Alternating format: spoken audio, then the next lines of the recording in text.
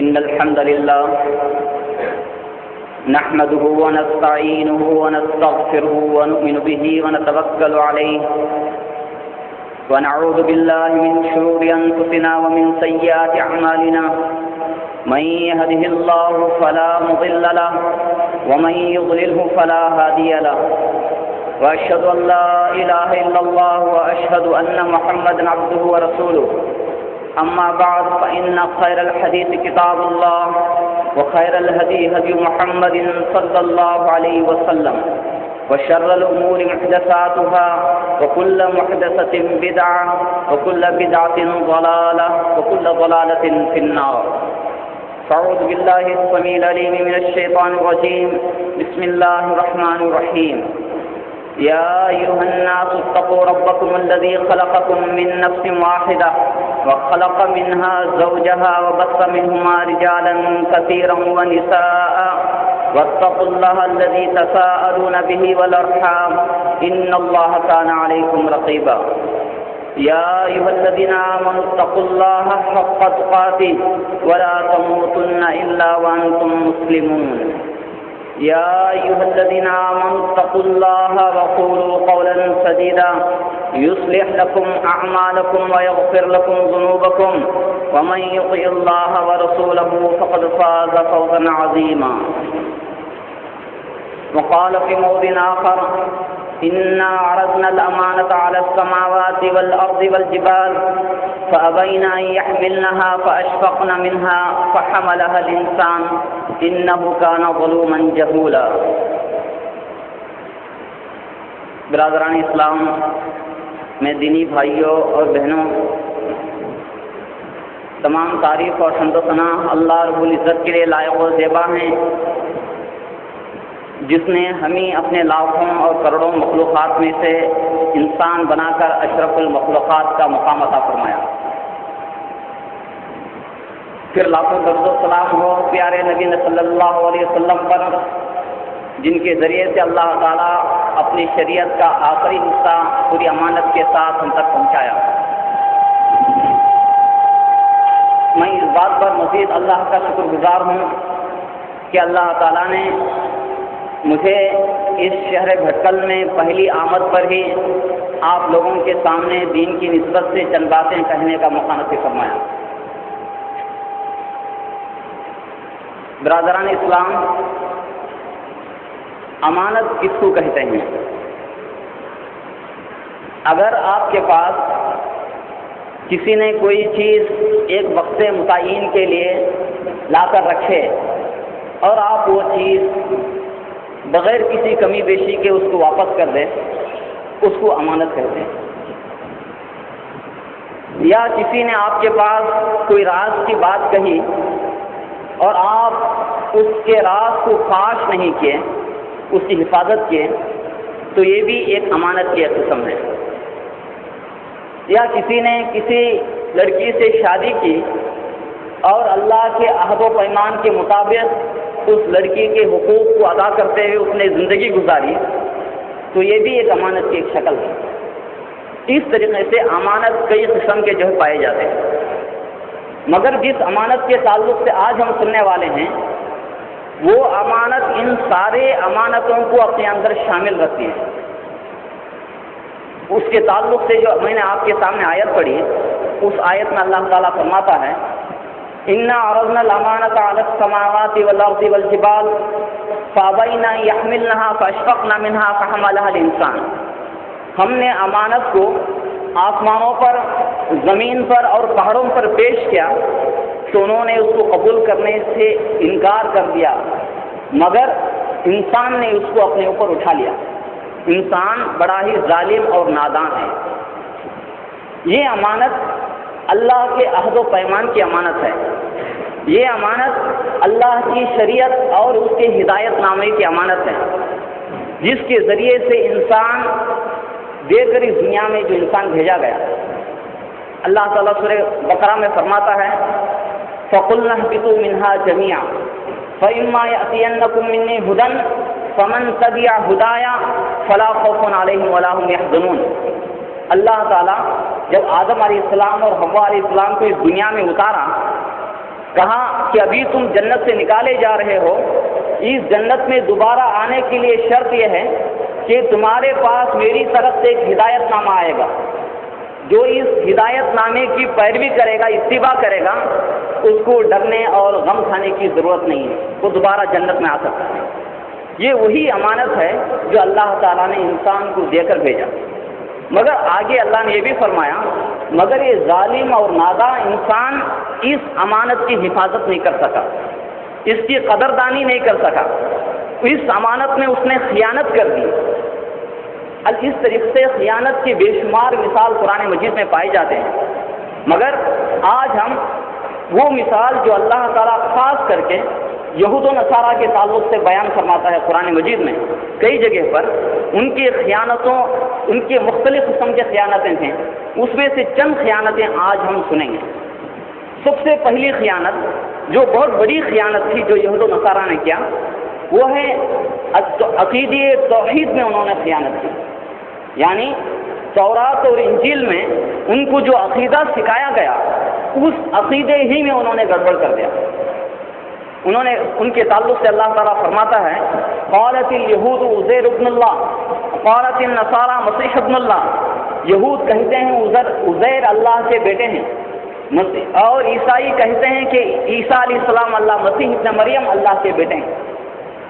اور انہی کے تعلق سے قرآن میں دوسری جگہ پر فرمایا لقد کفر الذین قالوا ان اللہ هو مسیح ابن مریم، وہ لوگ کافر ہو گئے جو مسیح ابن مریم کو اللہ کا مقام دے دیا۔ اور دوسری آیت نے کہا لقد کفر الذین قالوا ان اللہ ثالث ثلاثہ، کہ وہ لوگ بھی کافر ہو گئے جنہوں نے مسیح ابن مریم کو 3 خداؤں میں سے ایک خدا بنا دیا ہے نہیں۔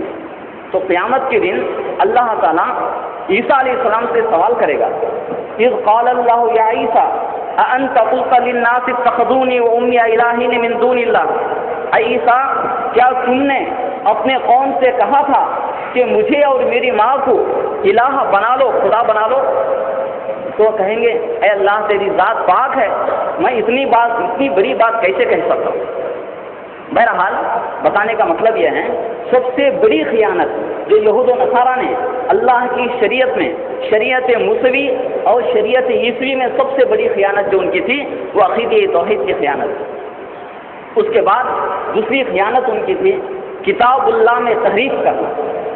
اللہ کی کتاب میں انہوں نے تحریف کر دیا، تحریف مختلف قسم کی، کبھی الفاظ کو اس میں سے نکال دیا، کبھی الفاظ کو اپنی طرف سے اس میں داخل کر دیا، کبھی الفاظ تو وہی رکھے مگر اس کے معنی بدل دیے، کبھی اس کی تفسیر کو غلط تفسیر لکھ دیا، اپنی طرف سے جو ہے تفسیر انہوں نے ملا دی۔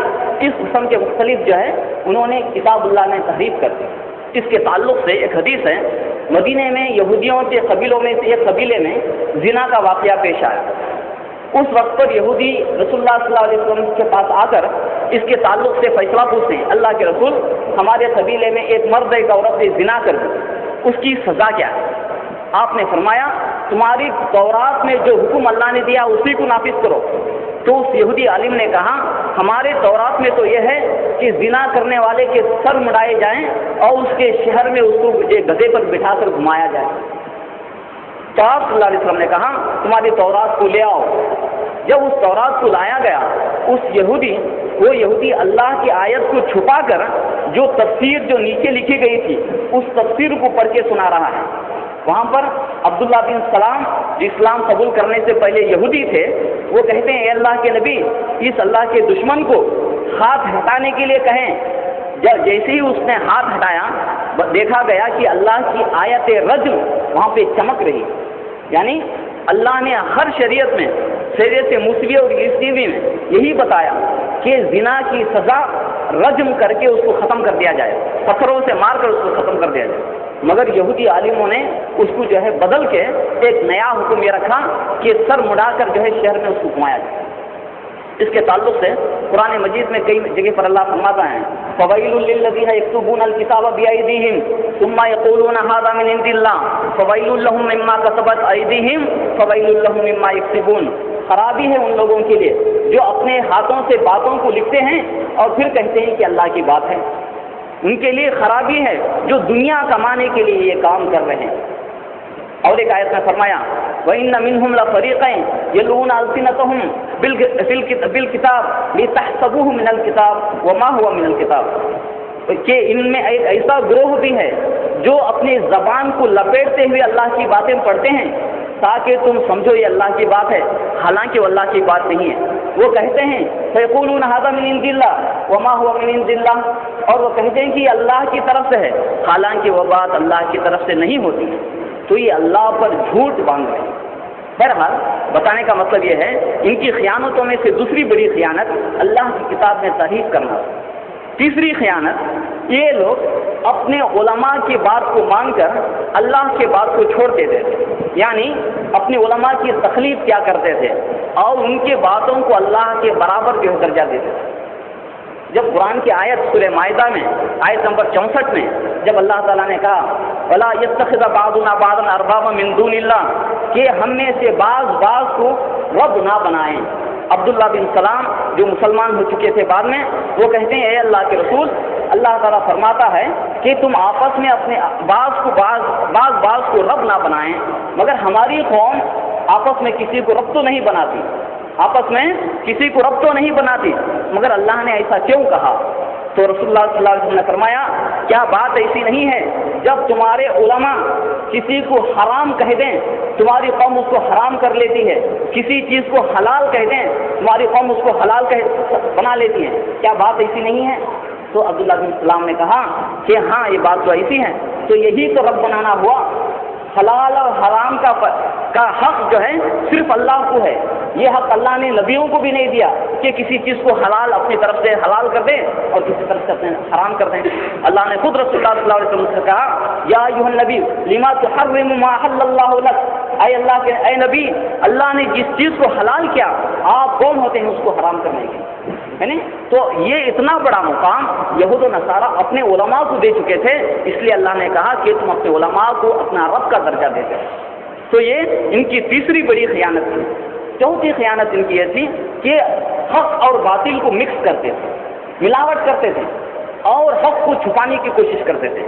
اس کے تعلق سے آل عمران میں اللہ تعالیٰ فرماتا ہے قل یا اہل الکتاب لما تصدون عن سبیل قل یا اہل الکتاب لما تلبسون الحق بالباطل وتكتمون الحق وانتم تعلمون، اے اہل کتاب تم حق اور باطل کو مکس کیوں کرتے ہو، ملاوٹ کیوں کرتے ہو اور تم حق کو چھپانے کی کوشش کیوں کرتے ہو، ہے نا؟ تو اس طریقے سے دوسری آیت میں بھی اللہ تعالیٰ نے فرمایا ان الذين يكتمون ما انزلناه من البينات والهدى من بعد ما بيناه للناس في الكتاب فاولئك يلعنهم الله ويلعنهم اللائنون، کہ جو لوگ اللہ کی اتاری ہوئی باتوں کو روشن دلائل اور ہدایت کے ذریعے سے سمجھانے کے بعد اللہ کی باتوں کو چھپاتے ہیں ان پر اللہ کی لعنت ہے اور دنیا میں لعنت کرنے والوں کی بھی ان پر لعنت ہے۔ بتانے کا مطلب یہ ہے ان کی چوتھی بڑی خیانت جو ہے حق اور باطل کو مکس کرنا، ملانا، صحیح اور غلط کو ملا کر لوگوں کے سامنے پیش کرنا تاکہ لوگوں کو معلوم نہ ہو کہ صحیح بات کون سی ہے اور غلط بات کون سی ہے۔ پانچویں ان کی بڑی خیانت یہ تھی کہ جب ان میں کوئی بڑا آدمی، کوئی نیک آدمی مر جاتا تو اس کے قبر پر جو ہے عمارت بناتے تھے اور اس میں سجدہ کیا کرتے تھے، جس کے تعلق سے رسول اللہ نے فرمایا لعن اللہ الیہود والنصارى اتخذوا قبور انبیائہم مساجدا، اللہ کی لعنت ہو یہود و نصارہ پر، انہوں نے جو ہے اللہ کے نبیوں کو سجدہ کی جگہ بنا دیا۔ اس کے تعلق سے حضرت عائشہ کی اور ایک روایت ہے جو بخاری میں جو ہے ذکر کی گئی، یہ حضرت عائشہ کہتی ہیں ان ام حبیبہ ام سلمہ ذکرت للنبی صلی اللہ علیہ وسلم کنیسۃ رأینہن بالحبشہ فیہا تصاویر، کہ ام سلمہ اور ام حبیبہ جو امہات المومنین ہیں وہ رسول اللہ صلی اللہ علیہ وسلم کے پاس ایک کنیسہ جو یہودیوں کی عبادت گاہ ہے اس کے تعلق سے ذکر کرتے ہیں جس کو انہوں نے حبشہ میں دیکھا، کہا کہ اس میں بہت ساری تصویریں ہیں۔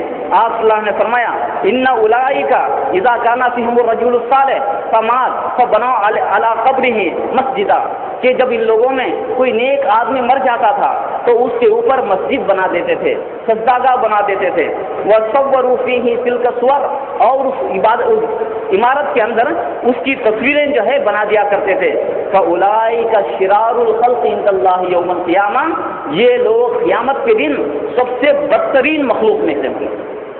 یہ لوگ قیامت کے دن سب سے بدترین مخلوقات میں سے ہوں گے جو اپنے انبیاء اور اپنے نیک اولیاء کو سجدہ کی جگہ بنا دیے۔ اس خیانت کے بعد ان کی اور خیانت تھی کہ جب کوئی آدمی سدھرنا چاہے، راہ حق پر آنا چاہے تو اس کو روکا کرتے تھے، اس کو سیدھے راستے پر جانے سے منع کرتے تھے، جس کے تعلق سے اللہ تعالیٰ سورہ قرآن مجید میں آل عمران میں فرماتا ہے یا اہل الکتاب لما تصدون عن سبیل اللہ من آمن تبغونها عوجا وانتم شہداء وما اللہ بغافل عما تعملون۔ اے اہل کتاب، تم ایمان لانے والوں کو روکنے کی کوشش کیوں کرتے اور ان کو غلط راستے پہ لے جانے کی کوشش کیوں کرتے ہو، جبکہ تم کو معلوم ہے غلط کیا ہے صحیح کیا ہے نا؟ اللہ تعالیٰ تمہارے حرکتوں سے غافل نہیں ہے۔ تو ان کی ایک خیانت یہ بھی تھی کہ وہ صحیح راستے کو قبول کرنے والے کو روکا کرتے تھے۔ پھر اور ایک خیانت ان کی یہ تھی کہ اللہ کی باتوں میں جو ہے اختلاف کر کے اس میں فرقہ واریت میں مبتلا ہوئے، اس میں گروپوں میں مختلف۔ رسول اللہ صلی اللہ علیہ وسلم نے فرمایا کہ یہودی 71 فرقے میں تقسیم ہو گئے، عیسائی 72 فرقے میں تقسیم ہو گئے۔ اس لیے اللہ تعالیٰ نے قرآن مجید میں کہا وَلَا تَكُونُوا كَالَّذِينَ تَفَرَّقُوا وَاخْتَلَفُوا مِن بَعْدِ مَا جَاءَهُمُ الْبَيِّنَاتُ فَأُولَٰئِكَ لَهُمْ عَذَابٌ عَظِيمٌ۔ تم ان لوگوں کی طرح نہ ہو جاؤ جو اللہ کی روشن دلائل آنے کے بعد اختلاف کر کے فرقوں میں پڑ گئے، ان کے لیے اللہ کے پاس بہت بڑا عذاب ہے۔ یہ چند خیانتیں تھیں جو آپ کے سامنے مثال کے طور پر پیش کی گئی۔ تو میرے بھائیوں، اب سوال یہ ہے اللہ نے ان خیانتوں کا ذکر کیوں کیا قرآن مجید میں؟ یہود و نصارہ کا ذکر قرآن مجید میں کیوں بتایا گیا؟ رسول اللہ صلی اللہ علیہ وسلم ان لوگوں پر لعنت کیوں بھیجے؟ اسی لیے کہ امت محمدیہ کو اس کے بارے میں آگاہ کیا جائے کہ یہی غلطی تم دوبارہ نہیں دہرانا، یہ غلطی دوبارہ تم سے نہیں ہونا۔ مگر افسوس، سب افسوس، رسول اللہ صلی اللہ علیہ وسلم نے پیشن گوئی کی ہے کہ تم بھی وہی کام کرو گے جو یہود و نصارہ کیا کرتے تھے۔ آپ صلی اللہ علیہ وسلم نے فرمایا لَتَتَّبِعَنَّ سُنَنَ مَنْ كَانَ قَبْلَكُمْ حَظًّا بِحَظٍّ حَتَّى إِذَا دَخَلُوا جُحْرَ ضَبٍّ لَدَخَلْتُمُوهُ، کہ ضرور بضرور تم بھی یہود و نصارہ کے نقش قدم پر چلو گے، تم بھی یہود و نصارہ کے نقش قدم پر چلو گے، قدم بہ قدم، یہاں تک کہ اگر وہ گوڑ پھوڑ کے سوراخ میں بھی داخل ہو جائیں تم بھی اس کے پیچھے پیچھے گھس جاؤ گے، تم بھی اس کے پیچھے پیچھے گھس جاؤ گے۔ گھوڑ پھوڑ کے تعلق سے مشہور ہے کہ اس کا سوراخ بہت پیچیدہ اور ٹیڑھا ہوتا ہے، وہ اپنے دشمن سے بچنے کے لیے سوراخ کو سیدھا نہیں رکھتا بلکہ بہت ٹیڑھا بناتا ہے۔ تو رسول اللہ نے فرمایا کہ کتنے ٹیڑھے راستے پر بھی یہود و نصارہ چلیں تم بھی وہی کام دوبارہ دہراؤ گے۔ چلیے اب ہم دیکھتے ہیں کہ مسلمانوں نے کیا وہی خیانتیں خود کی ہیں جو یہود و نصارہ جو ہے اپنی کتابوں میں اپنی شریعت میں کر دیے۔ سب سے پہلی خیانت جو عقیدے کی خیانت تھی، جو انہوں نے عیسیٰ علیہ السلام کو اللہ کا بیٹا بلکہ اللہ کا مرتبہ دے دیا، کیا مسلمانوں نے بھی یہی کام اپنے نبی کے ساتھ کیا؟ ہاں، مسلمانوں کے گروہ نے اللہ کے نبی کو اللہ کا مقام دے دیا۔ ایک قوال کہتا ہے وہی جو مستوی عرش کا خدا ہو کر اتر پڑا مدینے میں مصطفیٰ ہو، یعنی عرش پر جو خدا بن کر تھا وہی مدینے میں نبی بن کر آ۔ نعوذ باللہ ثم نعوذ باللہ۔ میرے بھائیو، بتائیے اس یہودی کے عقیدے میں، اس نصرانی کے عقیدے میں اور اس مسلمانوں کے عقیدے میں فرق کیا ہے نہیں؟ اب دوسری مثال لیجیے کہ انہوں نے تحریف، جو قرآن مجید میں جو تحریف کی، یعنی تورات انجیل میں تحریف کی، کیا مسلمانوں نے بھی قرآن میں تحریف کی؟ اللہ تعالیٰ نے قرآن مجید کی حفاظت کی ذمہ داری لے لی کہ قرآن مجید کے الفاظ کو بدل نہیں سکتے قیامت کے دن تک۔ اللہ نے کہا انا نحن نزلنا الذکر وانا لہ حافظون، ہم نے اس قرآن کو اتارا ہے، ہم ہی اس کی حفاظت کریں گے۔ مگر یہ مسلمان قرآن کے معنی کو بدل دیا، قرآن کے تفسیر کو بدل دیا، اپنے معنی قرآن کے سائڈ میں جو ہے گھسا دیا۔ سعودی عرب میں ایک کیمپ میں میں بیان دے کر جو ہے باہر آ رہا تھا، ایک شخص سامنے آ کر سوال کیا، اے مولانا میں آپ سے ایک سوال پوچھنا چاہتا ہوں، کیا رسول اللہ صلی اللہ علیہ وسلم نور ہیں یا بشر ہیں؟ میں نے کہا رسول اللہ صلی اللہ علیہ وسلم بشر ہیں، مگر قرآن میں تو لکھا ہوا ہے کہ رسول اللہ صلی اللہ علیہ وسلم نور ہیں۔ میں بولا لے کر آؤ قرآن دکھاؤ۔ وہ سورہ کہف کی آیت اٹھا کر بتاتا ہے، یہ آخری آیت جس میں اللہ تعالیٰ نے کہا قل انما انا بشر مثلکم یوحی الی انما الہکم الہ واحد، اے نبی آپ کہہ دیجئے میں بھی تم جیسا انسان ہوں۔ قرآن کی آیت کا جو ترجمہ ہے، مگر اس نے جب ترجمہ لکھا ہوا ہے، جس تفسیر میں اس نے ترجمہ پڑھا، اس تفسیر میں وہ دیکھا گیا کہ میں تم جیسا انسان ہوں مگر میں نور سے ہوں۔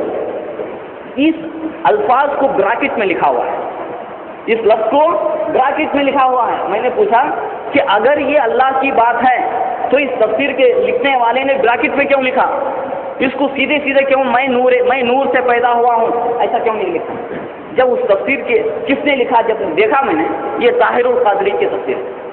بہرحال بتانے کا مطلب یہ ہے کہ مسلمان قرآن کی تحریف اگر سیدھے الفاظ میں نہیں کیا تو اس کے معنی میں، اس کی تفسیر میں اس نے تحریف کر دی۔ اس کے بعد جب قبروں پر گنبد بنانا، قبروں پر سجدہ کرنے کی بات آتی ہے، یہ تو عام ہے، یہ جو ہندوستان میں اور اپنے ملکوں میں عام ہے کہ مسلمانوں کا ایک بڑا طبقہ اس میں مبتلا ہو گیا۔ پھر جب تقلید کی بات آتی ہے، علماء اکرام کی بات کو اللہ کا درجہ دینا، جب اس کو دیکھتے ہیں، یہ تو اور بھی کثرت سے جو ہے مسلمانوں کے اندر پایا جاتا ہے۔ اب رہی جیسے یہود و نصارہ فرقوں میں تقسیم ہو گئے، فرقوں میں بڑھ گئے، اللہ کی بات آنے کے بعد یہی بات مسلمانوں میں ہو گئی، بلکہ مسلمانوں میں فرقے یہود و نصارہ سے زیادہ ہو گئے۔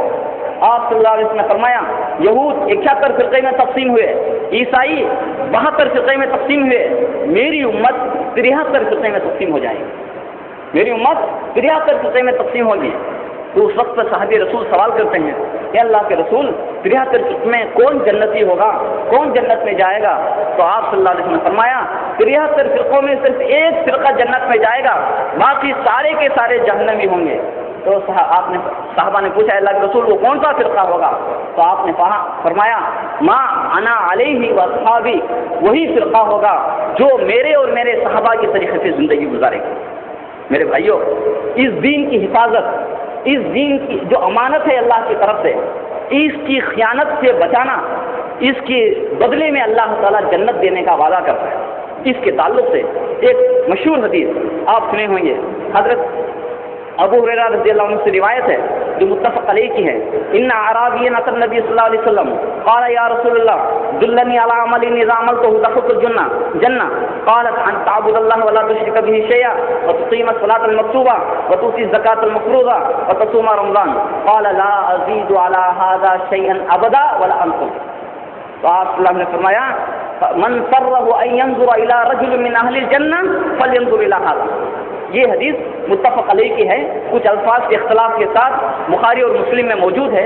حضرت ابو ہریرہ کی وہ کہتے ہیں کہ ایک شخص، ایک بدو رسول اللہ صلی اللہ علیہ وسلم کے پاس آ کر کہا اے اللہ کے رسول مجھے کوئی ایسا کام بتائیے جس پر میں عمل کروں اور جنت میں چلے جاؤں، جس پر میں عمل کروں اور جنت میں چلے جاؤں۔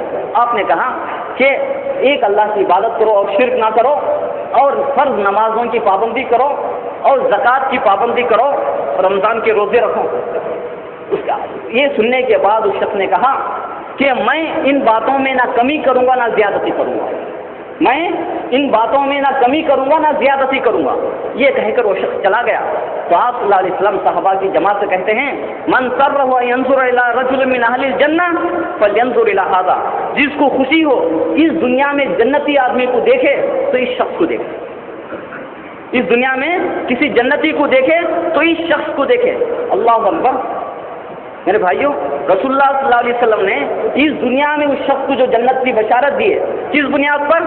اس نے کہا آپ نے جو بات مجھے بتایا نہ اس میں میں کمی کروں گا نہ زیادتی کروں گا، ہے نہیں؟ تو اتنی بات پر رسول اللہ صلی اللہ علیہ وسلم نے اس کو جنت کی خوشخبری دی۔ اور جو شخص بے شمار نمازیں پڑھے، بے شمار روزے رکھے، بے شمار خیرات و صدقات کرے، مگر اس نے دین میں خیانت کیا، اللہ کے دین کی امانت کی اگر اس نے پاسداری نہیں کی، قیامت کے دن وہ کئی نعمتوں سے محروم کر دیا جائے گا، کئی نعمتوں سے۔ اس کے تعلق سے ایک حدیث حضرت سہل بن سعد سے مروی ہے، وہ کہتے ہیں کہ رسول اللہ نے فرمایا انی فرضتکم علی الحوض من مر علیہ شریف ومن شرب لم یظمأ ابدا لیردن علیہ اقوام عارفهم فیعرفوننی ثم یحال بینی وبینہم فأقول إنهم مني فيقال إنك لا تدري ما أحدث بعدك فأقول سحقا سحقا لمن غير بعدي. یہ حدیث بخاری کی ہے جو حضرت سعد بن سعد سے مروی ہے. وہ کہتے ہیں کہ رسول اللہ صلی اللہ علیہ وسلم نے فرمایا قیامت کے دن حوض کوثر پر سب سے پہلے میں جاؤں گا، پھر میرے بعد لوگ آئیں گے، جو بھی وہاں پر آئے گا وہاں پہ حوض کوثر سے پانی پیے گا، اور جو بھی حوض کوثر کا پانی پیے گا کبھی پیاسا نہیں ہوگا. پھر میرے پاس چند لوگوں کو لایا جائے گا جن کو میں پہچان لوں گا اور وہ مجھے پہچان لیں گے. پھر میرے اور ان کے بیچ میں رکاوٹ پیدا کر دیا جائے گا، آڑ پیدا کر دیا جائے گا. میں کہوں گا یہ تو میرے ہی مجھ سے تعلق رکھنے والے لوگ ہیں، یہ میرے امتی ہیں جن کو میں پہچانتا ہوں، ان کے چہرے چمک رہے ہیں وضو کے نشانوں سے، ان کے ہاتھ چمک رہے ہیں، یہ میری امتی ہیں، ان کو چھوڑو حوض کوثر پر پانی پینے دو. تو مجھ سے کہا جائے گا کہ اے نبی آپ نہیں جانتے، انک لا تدری ما احدث بعدک، آپ کے دنیا سے جانے کے بعد انہوں نے دین میں نئی نئی باتیں انہوں نے جو ایجاد کی ہے وہ آپ نہیں جانتے. اس کے بعد رسول اللہ کہے گے سحقا سحقا لمن غیر بعدی، میرے دنیا سے جانے کے بعد جنہوں نے میری شریعت میں میری لائی ہوئی دین میں جنہوں نے تبدیل کیا، اس کو بدل دیا، وہ میرے قریب نہ آئیں، وہ دور چلے جائیں، وہ میرے قریب نہ آئیں، دور چلے جائیں. میرے بھائیوں اتنی باتیں معلوم ہونے کے بعد ہم کو پتہ چلا کہ اس دین کی حفاظت کرنے پر، اس دین کے بھلے ہم عمل کم کریں مگر اس دین کی حفاظت کریں تو انشاءاللہ ہم ضرور جو ہیں اللہ تعالیٰ ہم کو جنتی جماعت میں ہم کو شامل کرے گا اور جنت کی ساری نعمتیں عطا کرے گا. اگر ہم اس میں کچھ کمی بیشی کریں گے قیامت کے دن اللہ تعالیٰ کئی نعمتوں سے ہمیں محروم کر دے گا. اللہ سے دعا کریں کہ اللہ تعالیٰ ہم کو اس دین کی امانت کی حفاظت کرنے کی توفیق نصیب فرمائیں. آمین آمین. وآخر دعوانا الحمد لله رب العالمين. بارك الله لنا ولكم بالقرآن المجيد ونفعنا وإياكم بالآيات والذكر الحكيم. إنه تعالى جواد كريم ملك برور رؤوف رحيم ورب حليم.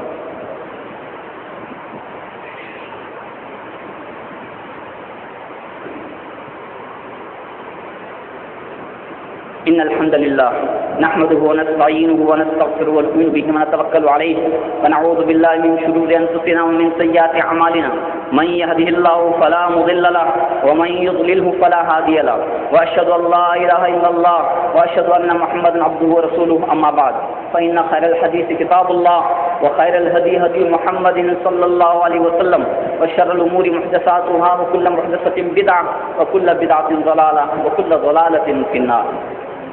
حاضرین جمعہ، آج کے اس جمعے کے بیان میں اس موضوع کو منتخب کرنے کا مقصد یہ ہے کہ اس بات کو میں دوبارہ تمام کے ذہنوں میں یہ دوبارہ یاد دلا دوں کہ رسول اللہ صلی اللہ علیہ وسلم آخری پیغمبر ہیں، آپ خاتم النبیین، آپ کے بعد کوئی نبی آنے والے نہیں ہیں.